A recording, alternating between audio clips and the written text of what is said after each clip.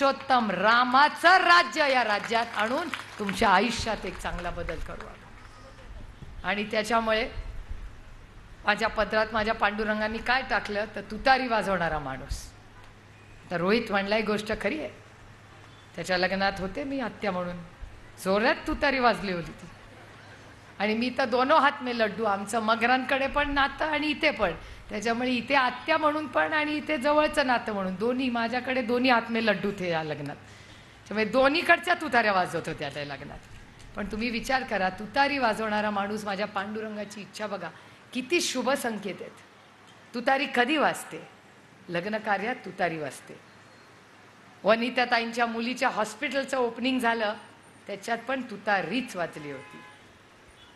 जेव्हा गौरीताई निवडून आला त्यांचा सत्कार ठेवला आम्ही आणि त्या वकील झाल्या तेव्हा पण तुतारीच वाजली होती. आणि जेव्हा छत्रपती शिवाजी महाराजांनी युद्ध केलं तेव्हा पण तुतारीच वाजली होती. त्याच्यामुळे आपलं हे युद्ध हे कुठल्याही व्यक्तीबरोबर नाही आहे. आपलं युद्ध बेरोजगारी, महागाई आणि भ्रष्टाचाराच्या विरोधात आहे. आता बराच उशीर झाला, नाही तर भ्रष्टाचाराबद्दल पण व्यापकपणे बोलीन, पण मला माहिती आहे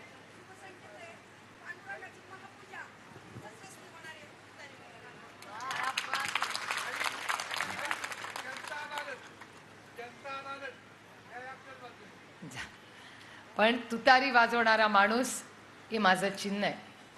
3 नंबरला चिन्ह आहे. गंमत बघा, 3 पॅनल, पहिल्या पॅनलमध्ये तिसरं बटन.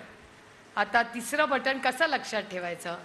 प्रतिभा, शरद, सुप्रिया, रोहित, सुनंदा, शर्मिला, ठाकरे, राहुल, सोनिया आणि काय सुचवायचं?